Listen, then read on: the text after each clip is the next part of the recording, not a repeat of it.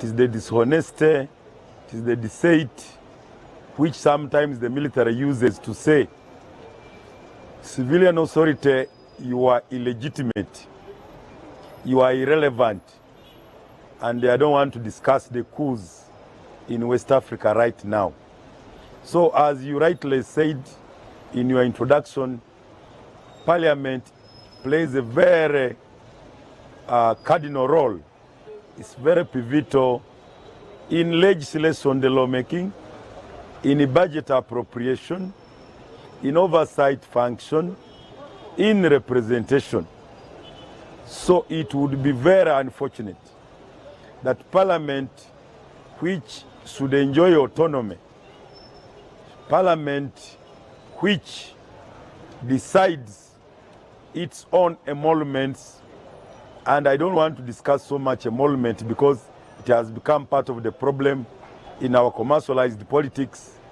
The MPs you are talking about come to Parliament indebted, get loans for all the 5 years, operate on debts, and no wonder the temptation to look for money beyond their emoluments is a lot. And for me, traditionally, I did not expect emoluments. I expected members of Parliament to be facilitated, to be accommodated, and ideally we should be having people who come as servant leaders, pensioners, retired managers of corporate world, retired PSCs, retired head teachers, professors from academia, civil society, and private sector. But unfortunately, politics in Uganda is so commercialized. It's for money. So there is a nexus between commercialized politics and the corruption, not only in Parliament, but in the whole government system of this country, in the whole body politic, and in our society. So, number one, a Parliament which determines its emolument is well facilitated. Parliament gets salary, gets transport the constituency. Parliament has research officers, has legal officers, has budget office, has clerks. Parliament can get access to information from any organization. At one time they were saying Bank of Uganda is not accountable, but I thank the late Governor Mutebire when I was chairman and Kasekende. Parliament made a breakthrough to make routine, regular release of information from Bank of Uganda. So Parliament has no excuse whatsoever to fail to serve this country as it should be. But it's also true, it's no longer something proud to be a parliamentarian because we have lost the respect. But this also comes from the communities we are coming from. Communities have decided to ask for money, not representation, not oversight, not legislation, not even appropriation. Because ideally, the community should be asking MPs to put in the budget the ambulances. But MPs, through individual merit, have to find an ambulance, confirming that Parliament no longer performs its cardinal role of appropriation. And it's because of that those temptations of bribes are coming. Every ministry, department, and agency in government would want to have the best of the budget. Every sessional committee would want to speak for its sector of water, of roads, of lands, of defense. So to avoid that, Parliament looks at different sectors throughout the whole budget processes.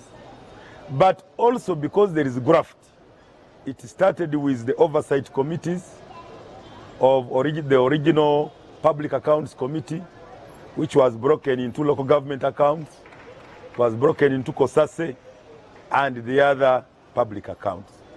Because of the Auditor General report, which is post-mortem, which I'm not excited. I was a member, but I was never excited. I would want a proactive engagement by Parliament to make sure that taxpayers' money goes where it's supposed to go, proactively in a preventive manner, as opposed to come and telling us that we have lost 3 trillion in the COVID money when it's, you cannot recover it. Because in our country, we don't have a very good record of any recovery. So whatever goes is spilt milk. And that's why I would want to agree with the Speaker and any voice who says corruption is bad in Parliament, in the judiciary, and even in the executive. But right now, what Honorable Muchitare, Honorable Muchitare, let's talk about what can be done. And you rightly said that parliamentarians enjoy, privileges, including setting their own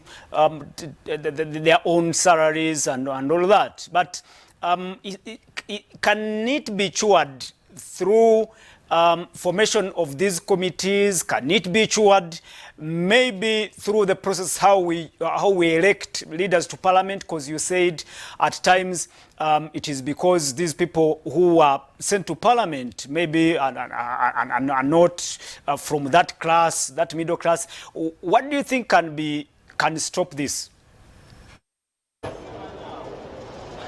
Number one, Parliament has increasingly become an extension of executive.